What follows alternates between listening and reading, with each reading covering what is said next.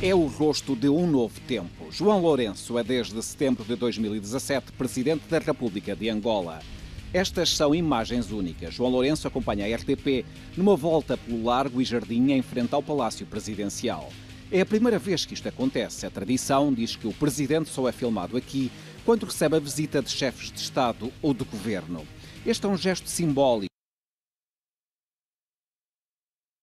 um sinal revelador das mudanças que estão em curso no país, um processo de abertura e transparência na esfera do poder em Luanda.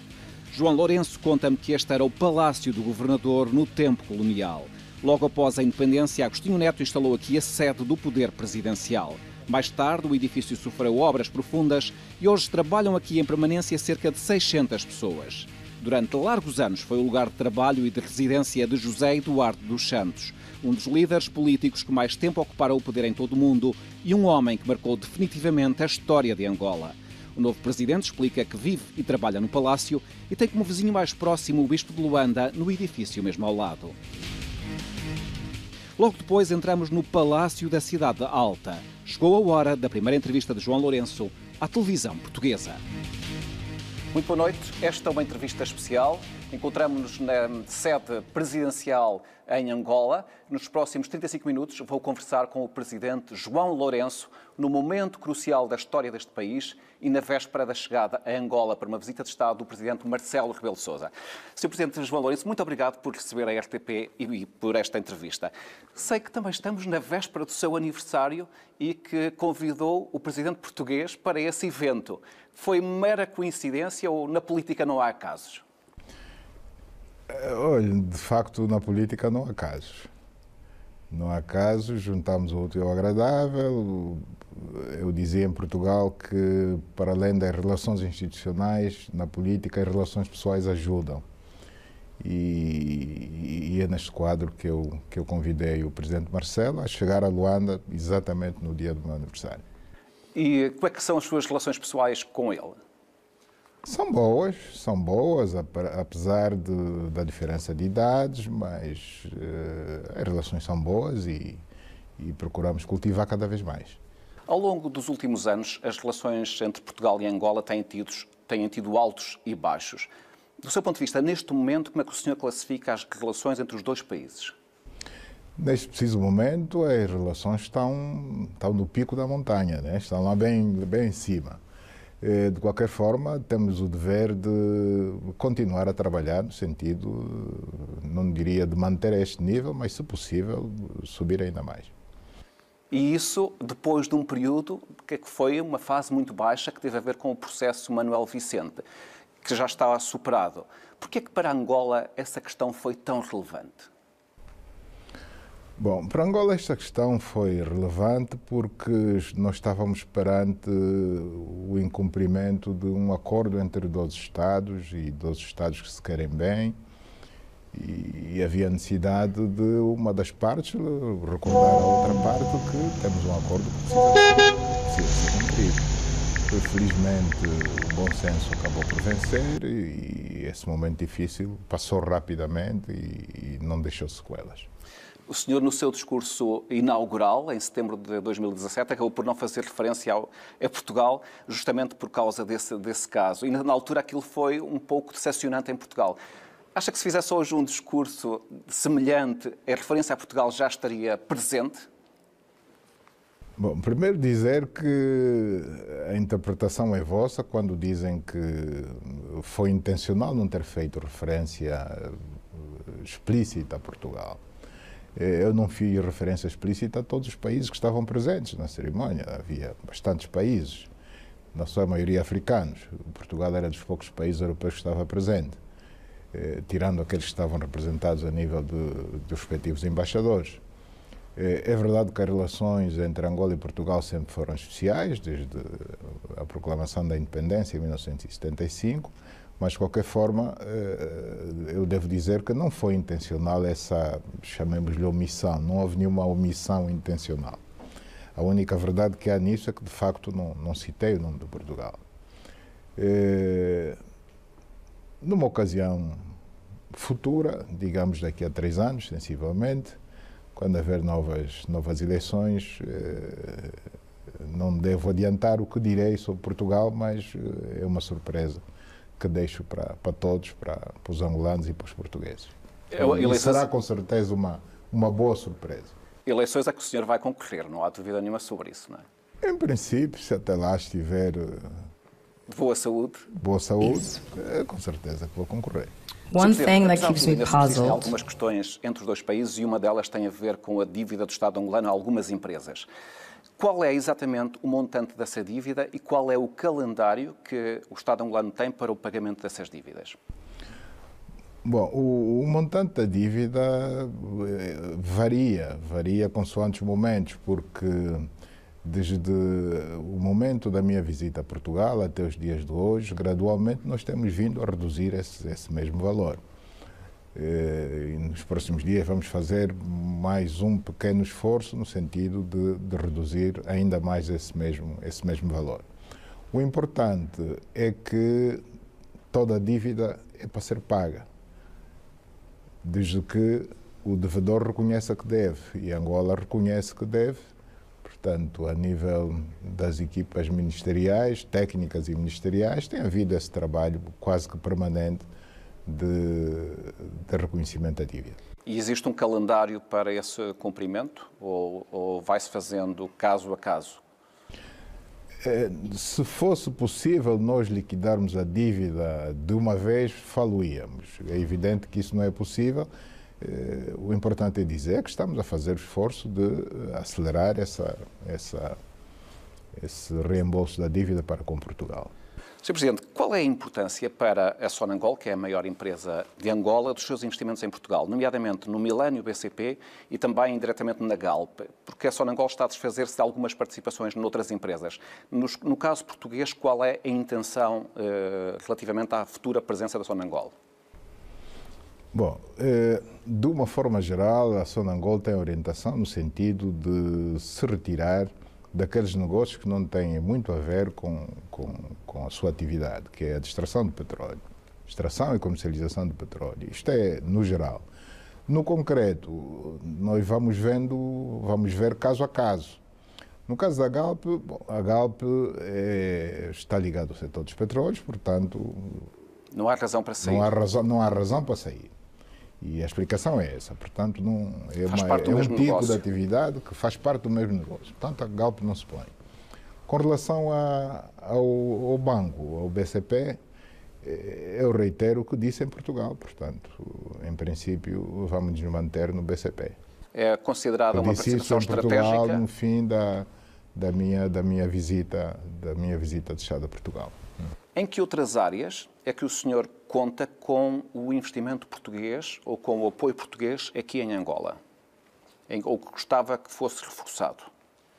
Nós gostaríamos de ver maior presença do empresariado português na agricultura, nas indústrias, na indústria transformadora, portanto, nas várias indústrias, não especificamente na indústria extrativa, mas sobretudo na indústria transformadora, no turismo, sobretudo nessas áreas. Uhum.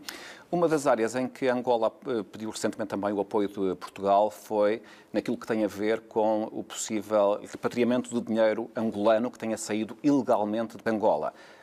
Que tipo de apoio é que Portugal pode dar? E também lhe perguntava se tem ideia, existe uma estimativa de qual será o montante desse dinheiro que saiu ilegalmente do país? Nós tratamos desta matéria quando da minha visita a Portugal, particularmente com o Primeiro-Ministro António Costa, que se comprometeu a ajudar-nos na medida do possível e nos moldes que nós acordamos. Portanto, quanto aos valores, preferimos não nos abrir por enquanto e, na devida altura, a opinião pública tomará conhecimento. Sr. Presidente, por que é que o senhor elegeu o combate à corrupção como a prioridade do seu governo e do seu mandato? Não fui eu quem elegeu. Quem elegeu foi o meu partido. Portanto, uma das questões fundamentais que o MPLA defendeu durante a campanha uma das promessas, um dos compromissos que o partido assumiu perante os eleitores e, consequentemente, perante os angolanos, foi precisamente a necessidade urgente de combate à corrupção. Isso tinha que haver alguma razão. Portanto, não foi por mero acaso que, na sua agenda eleitoral, o MPLA escolheu o combate à corrupção como prioritário. É que concluiu-se, na altura, que os níveis de corrupção no nosso país tinham atingido níveis insustentáveis. Era preciso fazer-se alguma coisa, sob pena de afugentar o investimento privado estrangeiro, tão necessário para o desenvolvimento do nosso país. Portanto, eu, como bom soldado, o que estou simplesmente a fazer é cumprir aquilo que o meu partido me orientou a fazer. O senhor não acha que este é um combate de um homem só? É um combate do partido e é um combate que também tem o apoio das Forças Armadas? Por exemplo, não há um envolvimento nacional no combate à corrupção? Sim, este combate é um combate de todos. Embora a iniciativa tenha sido do partido pelo qual me elegi, né? Portanto fui candidato do MPLA, este é um combate do MPLA, é um combate de praticamente toda a sociedade. Portanto, toda a sociedade está envolvida. Várias instituições estão envolvidas, a sociedade civil, sim, particularmente a Justiça, a sociedade civil está envolvida e tem colaborado naquilo que lhe compete. E é uma questão de tempo, eu penso que temos a garantia de que esta batalha será vitoriosa. Mas o senhor ficou surpreendido com a dimensão da corrupção no aparelho de Estado? Ou era uma ideia que já tinha antes de chegar à presidência? Bom, é preciso que se diga que eu não sou alguém vindo de outro país, de outro planeta, de outro partido político. Eu sou parte do sistema. Cresci dentro do MPLA e, portanto, muito antes de vir cá parar à presidência da República, acompanhei tudo que foi sendo feito de bom e de mal pelo partido, pelo meu próprio partido. Portanto, não foi nenhuma surpresa, para dizer que não foi nenhuma surpresa. A única diferença é que, posto cá, acabei por ter a oportunidade de ter a dimensão real do quanto a corrupção em Angola representava. O senhor sabe que este combate mexe com interesses instalados. Chegou a falar no vespeiro. Está, digamos, convencido que é um combate que tem condições de vencer? Eu estou convencido que sim, que caso contrário já teria desistido. Se não desistir, é porque estou preparado para a luta, sei que não estou sozinho e por não estar sozinho sinto-me estimulado a continuar a liderar esta luta. Eu só estou a liderar, eu não estou a fazer o combate, eu só estou a liderar. Portanto, é uma luta que é de todos. É difícil, devemos ser honestos em dizer que carece de muita coragem, da perca de muitas noites, mas pensamos ter os nervos de aço suficientemente fortes no sentido de levar este combate até o fim, seja quais forem as dificuldades e as ameaças que possamos encontrar pelo caminho.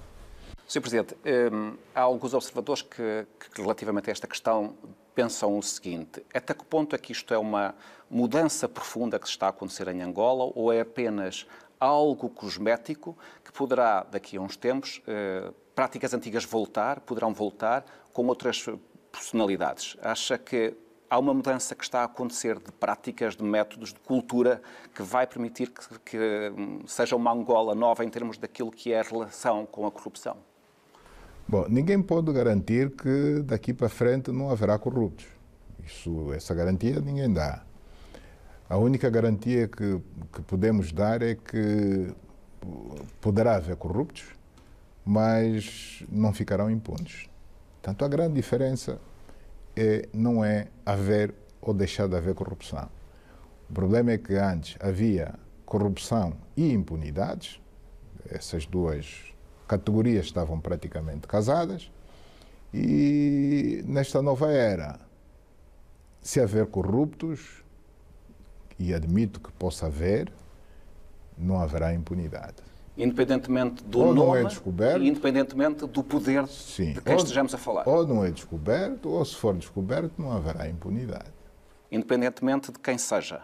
Não há, digamos, intocáveis. Com certeza, isso já eu disse em determinada ocasião, creio que foi no Congresso Extraordinário que me elegeu como presidente do partido, que o tempo da impunidade tinha ficado para trás e que deixava de haver intocáveis no nosso país. A prática está aí para confirmar essa minha afirmação, porque há pessoas que hoje estão a contas com a Justiça e que há 2 anos atrás era impensável falar-se sequer na possibilidade desses nomes estarem hoje com problemas com a Justiça. Pelo seu poder, pelo poder que tinham na altura. Com certeza. Nos primeiros meses do seu mandato, o senhor afastou Isabel dos Santos da Sonangol. O seu irmão, Filomeno dos Santos, foi exonerado do Fundo Soberano de Angola e uma outra irmã foi afastada da gestão de um dos canais da TPA. O senhor não receia que o acusem de estar a ajustar contas ou a perseguir a família do antigo presidente? Bom, essas pessoas têm outros irmãos. Não são só 3 irmãos. Por que razão é que as medidas que acabou de citar, que foram tomadas contra eles, foram tomadas só contra esses 3? Não é perseguição a ninguém. E seria perseguição se os tocados fossem apenas eles. Mas há outras individualidades, outras figuras públicas, pessoas de peso, ministros. Generais? Esses não eram ministros, não eram generais. Então, se toca em ministros, se toca em generais, não se toca em cidadãos que, mesmo sendo filhos de quem são, não deixam de ser cidadãos comuns? Eu acho que a afirmação de que é uma perseguição à família do ex-presidente não colhe. Sr. Presidente, e admite que o anterior Presidente, quando terminar o seu período de imunidade, possa também vir a ter que prestar contas à Justiça, se houver elementos para isso? Eu não sei, porque eu não sou o Procurador-Geral da República. O Ministério Público, regra geral, é quem, se tiver elementos, se tiver razões para tal, acaba por abrir processos contra os cidadãos. Como é que encontrou o país quando chegou aqui à presidência em termos económicos e financeiros em setembro de 2017? Bom, devo dizer que não encontrei bem. O país não tinha saúde financeira. Aliás, estava em pré-bancarrota? Aliás, estávamos... Talvez não. A expressão bancarrota tem um significado. Talvez não tivéssemos chegado a esse ponto. Não chegamos, com certeza, mas... estávamos num período de crise devido à falta da diversificação da nossa economia. O país tem pouca produção de bens exportáveis, portanto, de bens que possam angariar divisas. O petróleo vale cerca de 70% a 80% das exportações de Angola. Mais do que isso. Quase 90%? Quase 90%. Uhum. E, portanto, isto é uma situação complicada. Cria uma grande dependência, não é? Cria uma grande dependência. Da oscilação dos preços do petróleo. E a luta que estamos a fazer neste momento é precisamente procurar diversificar a economia, criando um ambiente de negócios favorável ao investimento privado, quer nacional, quer estrangeiro, no sentido de desenvolvermos outras áreas da nossa economia para além do setor petrolífero. E ao fim de quase ano e meio de exercício, o senhor já tem resultados para apresentar, para nos dizer que a economia está hoje mais diversificada ou foram lançadas as sementes para estar mais diversificada no futuro? Isto ainda não é um trabalho acabado. Não posso dizer que a economia não seria correto dizer-se que a economia hoje já está mais diversificada, mas digamos que o caminho é este, o ambiente propício ao investimento está aí, foi criado em tempo recorde, em pouco mais de um ano. Combatemos os monopólios, estamos a fomentar, digamos, a concorrência entre as empresas, e com este novo ambiente temos a garantia de que é uma questão de tempo vamos aumentar a cota do setor não petrolífero na economia nacional. E, de novo, aí será, sobretudo, a agricultura e a indústria as grandes apostas do governo angolano? Ou teremos outras áreas? A agricultura, a indústria, as pescas, o turismo, sobretudo essas quatro que produzem riqueza, produzem emprego, portanto dão emprego e sobretudo, produzem, digamos, produtos de exportação que podem pesar na capacidade de geração de divisas. Sr. Presidente, e quando é que isso, do seu ponto de vista, terá um reflexo direto na vida das pessoas, nomeadamente em termos de melhores condições de vida, de mais emprego, de um custo de vida mais moderado? Quando é que acha que os angolanos poderão ter melhores condições face à nova situação económica que o senhor quer pôr em prática? Bom, isto vai acontecendo e as próprias pessoas hão de sentir proximamente que as medidas que foram tomadas neste período de pouco mais de um ano e 5 meses, vão começar a surtir efeitos. Deixa-me dizer, por exemplo, que nos últimos anos o acesso à função pública estava praticamente congelado. E nós abrimos concursos de ingresso na função pública, nomeadamente em 2 setores importantes da vida da área social, a educação e a saúde. Mais professores e mais médicos, mais enfermeiros? Portanto, foram pelo menos 20.000 professores que ingressaram o ano passado, pelo menos 20.000, alguns na área da saúde. Portanto, só isso é um sinal evidente de que alguma coisa mudou.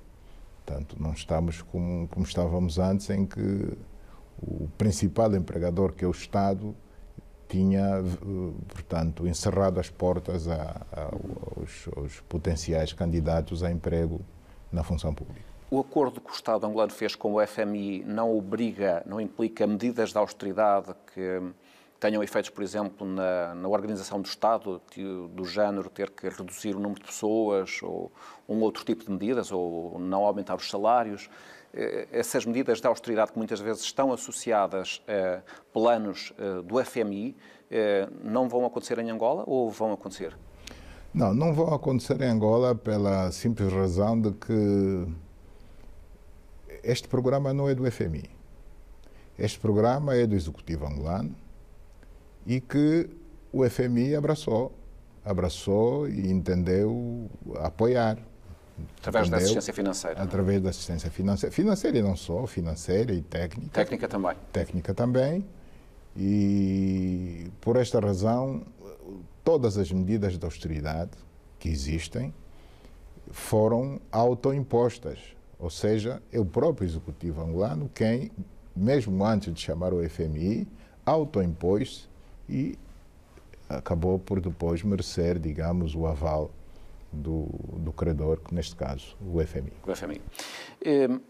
Em dezembro passado, portanto há cerca de 2 meses, relatórios das Nações Unidas, nomeadamente a Unicef, revelaram que metade da população de Angola vive em situação de pobreza e larga maioria das crianças não têm ou habitação adequada, ou alimentação, ou a saúde adequadas.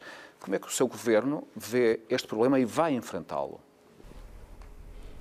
Bom, a pobreza é um problema do continente e é um problema do nosso país. Portanto, é um facto que existe pobreza em Angola, como existe em muitas partes do mundo. E a nossa luta é gradualmente ir lutando para a redução desses mesmos índices de pobreza.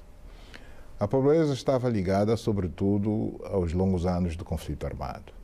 Portanto, não havia circulação, os campos estavam minados e nos últimos anos foi feito um esforço muito grande no sentido, em primeiro lugar, da desminagem dos campos, da abertura das vias, portanto, existe circulação por terra e hoje a oferta de bens alimentares produzidos localmente já é bastante significativa. Portanto, em termos de fome, por exemplo, não se pode dizer que exista fome em Angola. Pode haver má nutrição. Pode haver alguma má nutrição, há sempre alguma, mas mesmo assim, comparativamente aos anos do conflito, houve uma evolução muito significativa. Grande, bastante significativa. Bom, é evidente que a pobreza não é só a falta de alimentos. A pobreza tem a ver com as condições de habitação da população, o acesso à escola, o acesso à água potável, sobretudo. E mesmo aí, grandes investimentos têm vindo a ser feitos no sentido de satisfazer o maior número possível de cidadãos, tanto com acesso à água potável, à energia e à habitação. O senhor há pouco já me disse que muito provavelmente será candidato de novo nas próximas eleições, se tiver em condições de saúde. Mas é cedo para se falar disso. Diga. Eu acho que é cedo para se falar disso. É cedo para se falar. Que visão é que tem para Angola? Que herança é que o senhor gostava de deixar quando, ao fim de 10 anos, deixar a presidência angolana? Qual é a sua visão para o país? O sonho de qualquer líder é fazer bem aos cidadãos do país em que ele é presidente. Portanto, este é o sonho de qualquer chefe de Estado. Portanto, melhorar as condições de vida, de uma forma geral, dos cidadãos.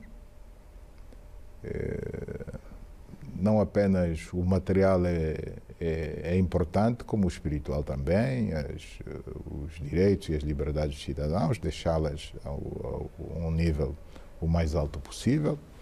Portanto, que os cidadãos tenham mais acesso à imprensa, mais liberdade de expressão, mais liberdade de manifestação, o que já está a acontecer. Isso para si é um ponto crucial do seu exercício? Não é tabu, sim, é crucial. Não é tabu hoje alguém organizar uma manifestação pública, não é considerado crime. As organizações não governamentais, as organizações da sociedade civil, hoje não são estigmatizadas, portanto, não há quem seja considerada contra o regime pelo simples facto de discordar do Presidente? De discordar do Presidente, de discordar das políticas do Governo. Portanto, também nesse aspecto, o nosso sonho, e não só sonho, na prática temos já trabalhado no sentido de atingir esse objetivo, os direitos e as liberdades fundamentais dos cidadãos estão a ser respeitados. Bom, e obviamente, do ponto de vista material, todos os outros direitos, a habitação, o emprego, a saúde, a água potável, a energia, é uma luta de todos os dias. Sr. Presidente, qual é a sua opinião sobre a CPLP e se acha que é uma organização que tem sido meramente simbólica ou, na verdade, há aqui um potencial que pode ser aproveitado? Sobre a CPLP, há muito que se lhe diga. A CPLP é uma organização de países que, do ponto de vista geográfico, estão descontinuados, portanto, estamos em vários continentes. De um certo ponto de vista, isso é uma desvantagem, mas de outro ponto de vista, isto é algo de muito importante. Significa dizer que a organização tem uma dimensão internacional. Estamos em todo o mundo, praticamente. Estamos nos 5 continentes. O que tem sido feito em prol dos povos e dos países que integram esta organização, eu acredito que pouco. Temos privilegiado, sobretudo, questões de ordem histórica, de ordem cultural, de ordem linguística, e pouco de ordem económica, sobretudo de cooperação económica. Portanto, esta é uma parte que está em falta, mas ainda vamos a tempo de prestar atenção a ela. Sr. Presidente, eu devo assumir Angola, devo assumir a presidência dentro de um ano, depois de Cabo Verde, não é? E será esse o seu impulso? E vamos ver o que fazemos. Sei que o senhor é um praticante de desporto, que gosta bastante de desporto e também gosta de xadrez. Há alguma coisa... Também é desporto. Também é desporto de outra natureza. Há alguma coisa na estratégia do xadrez que seja importante para o exercício político? Prever as jogadas do adversário. Pelo menos esse aspecto é importante. E quanto mais jogadas antecipadas do adversário você conseguir prever, melhor defesa podes preparar para derrubar o adversário. Portanto, pelo menos nisso é extremamente importante. Há algum líder político, nacional, angolano ou internacional, que seja uma inspiração para si? Eu não gosto muito de falar de pessoas sob pena de omitir outros. Portanto, apenas um é um bocado perigoso. Mas pode dizer 2 ou 3. Quem são assim as suas referências quando pensa num líder político que seja, cujo percurso tenha inspirado o seu próprio percurso? Bom, em primeiro lugar, a nível nacional, Agostinho Neto. Um dos fundadores. Fundador da nação. Que passou pelo que passou, por todas as vicissitudes da vida e conseguiu, portanto, liderar o seu povo para a independência. Para a independência. Digamos que foi o Moisés de Angola, não é? O Moisés de Angola que levou, digamos, o seu povo à terra prometida. Internacionalmente, corro o risco de discriminar alguém, mas há uns quantos líderes políticos que merecem o meu respeito, a minha consideração, nomeadamente aqui a nível africano, para além daqueles tradicionais pais da independência dos anos 60 e que são muitos, não é? São bastantes, pelo menos 5 ou 6. Mais recentemente, Nelson Mandela, pela coragem que teve pela capacidade que teve de perdão. Para mim, o grande mérito dele foi mais este. A capacidade de perdão que não é usual nos políticos. Nós virmos, se olharmos para a história, o povo judeu sofreu bastante durante o Holocausto e Israel persegue os seus algozes, persegue os nazis e colaboradores dos nazis até hoje, passados mais de 50 anos. E Nelson Mandela orientou o seu povo a não perseguir ninguém, antes pelo contrário. A fazer a paz, a perdoar aqueles que fizeram mal ao povo. Não a ele como pessoa, individualmente falando, mas que fizeram mal ao povo sul-africano de uma forma geral. Portanto, esta capacidade de perdão deve ser reconhecida, aliás, está sendo reconhecida universalmente. As próprias Nações Unidas criaram um dia dedicado a Nelson Mandela, portanto, por alguma razão, o fizeram. Uma última questão, Sr. Presidente. O que é que o motiva cada dia que o senhor entra aqui neste palácio, no seu gabinete, para mais um dia de trabalho? Qual é a motivação principal que o leva a exercer politicamente este lugar de presidente? Bom, a minha principal motivação é servir cada vez mais e melhor o povo angolano. Portanto, é o povo angolano que me colocou neste lugar com uma missão muito clara, a de governar o país, levar o país a bom porto. Portanto, se considerarmos que Angola é um navio, levá-lo a bom porto, em todos os aspectos, é isso que estamos a procurar fazer todos os dias, com bastante esforço, trabalhando bastante, dormindo pouco, descansando pouco, mas não temos que nos lamentar por isso. Portanto, se aceitamos o desafio, é para encará-lo de frente, sem lamentações. Portanto, todas as dificuldades que encontrarmos, devemos considerá-las como normais, próprias do ofício. Conseguiremos superar a todas ou não, veremos. Quando chegarmos no fim do mandato, ainda é cedo para se fazer um balanço geral. Estamos apenas a 1 ano e 5 meses. Quando chegarmos ao fim do mandato, e mesmo assim, mesmo aí, com certeza que todos os problemas do país não estarão resolvidos. Ninguém consegue esse milagre. Uma varinha mágica, não é? Esse milagre de resolver todos os problemas de um país, qualquer que seja o país. E Angola não é uma exceção. Sr. Presidente João Lourenço, agradeço ter-me concedido e à RTP esta entrevista. Gostei de conversar consigo e de o conhecer. Muito obrigado por nos receber aqui no Palácio Presidencial de Luanda. Esta entrevista pode ser vista em simultâneo na RTP1, RTP Internacional e RTP África e, a partir de agora, em todo o momento, no site da RTP, em RTP Play. Eu sou o Vítor Gonçalves. A todos, muito obrigado e boa noite. Obrigado.